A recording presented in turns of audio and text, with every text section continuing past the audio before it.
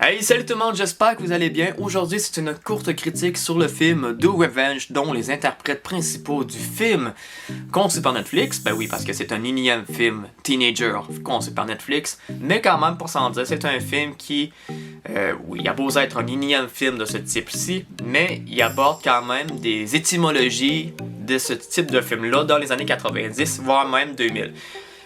Dans ce film, nous y trouvons Camila Mendes qui joue le personnage principal Drea, et il y a aussi également Maya Hawke qui joue le personnage d'Eleanor. Quand je dis Camila Mendes, Veronica Lodge de Riverdale, Maya Hawke, Robin de Stranger Things. Même également dans ce film, il y a un acteur qui s'appelle Austin, qui doit justement jouer brièvement dans The Walking Dead, celui qui a tiré dans l'œil de Cal pour ceux qui veulent avoir une petite rage sur l'acteur, qui donc justement dans ce film, cet acteur-ci joue comme le méchant, pour s'en dire, entre guillemets. Il y a aussi également Sophie Turner qui a joué dans Game of Thrones, qui a fait une courte apparition, qui est comme un peu une sorte de némésis au personnage de Drea. Il y a aussi exactement aussi le personnage de l'acteur de pop, Jonathan Davis, qui joue le meilleur pote de l'acteur Austin qui joue Max dans le film The Revenge. The Revenge, c'est un énième film, un peu comme sans dire, un film teenager. Donc justement, dans ce film, le personnage de Camila Mendes et de Maya Hawke ont subi chacun d'eux une sorte de traumatisme social, qui donc justement, ils ont commis une action un peu contre-gré, qui s'est comme mise de l'avant par un autre, qui a comme voulu prendre ça de l'avant à leur place. Donc, pas sans dire, ils ont comme mangé des retombées. Et tous les deux se sont retrouvés comme étant 2 ans perdus. Et ils se sont dit, on pourrait faire une sorte de manigance pour faire tomber ceux qui nous ont comme fait tomber. Par ce fait, ils ont advenu à cette conclusion-là. Je me dis que si tu as vu le film à pas sans dire présentement, je me dis qu'on peut comme balancer des spoilers au fil de la conversation.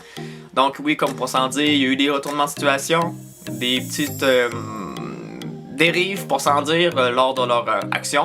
Comme le personnage de Drea, pour s'en dire, voulait faire tomber, excusez-moi, l'ancienne copine de Eleanor, mais elle s'attend bien avec le meilleur ami de celle-ci. Donc, puis pareillement pour ce qui est trait d'Eleanor avec l'ex-copain de Drea, pour s'en dire, il y a aussi des attachements qu'elle n'avait pas nécessairement dans son côté, dans sa vie courante. Vice versa pour ceux qui ont vu le film. Mais c'est quelque chose d'assez l'harcèlement, le faire de le freedom au niveau des orientations, parce que le personnage de Maya Hawke aime les femmes. Pour s'en dire aussi que ça peut être encore tabou d'exposer ça, alors que c'est vraiment pas tabou. Chaque personne a le droit d'avoir l'orientation qu'il veut, la couleur de peau, parce qu'il y a aussi un jeu d'amalgame avec l'ethnie sociale. Pour s'en dire, c'est des choses que pour ma part, je trouve que tout le monde est dans un même pied d'égalité. Donc c'est un peu les étymologies, les idéaux vus par le film. Par ce fait même aussi, est-ce que la vengeance est quelque chose qui se mange froid? Ça peut être bien d'une certaine façon, mais il faut que ça en soit bien dosé sans que tu en fasses la répercussion finale du même genre, du pourquoi que tu as omis à avoir l'idée à faire cela. Donc c'est juste à bien doser les choses. Mais la musicalité, pour s'en dire, c'est pas la chose la plus grandement vue du film. La pellicule est vraiment très belle. Pour ça aussi, c'est pas une qualité comme médiocre. Netflix a quand même du budget pour s'en dire au niveau studio, dans le sens pellicule d'image. C'est sûr, peut-être pas au niveau visuel effect, mais ça s'en vient quand même tranquillement avec les Witcher, The Sandman et tout ce qui s'en est suivi. C'est quand même quelque chose qui s'en vient quand même pas pire, avec One Piece également qui s'en vient éventuellement. Mais sinon, si on en revient au truc du film, c'est quelque chose que je trouve vraiment comme très bien. C'est un bon petit film, pour s'en dire, ça sera pas le gros film de Netflix, mais ça reste quand même qu'il en sera en ayant, excusez-moi, de bonnes cotes d'écoute, je pourrais s'en dire, parce que ça amène beaucoup d'étymologie sociale en temps moderne, malgré même qu'il y a aussi des petites étymologies des années 90-2000, un peu comme dans Cloudless, si je me trompe pas.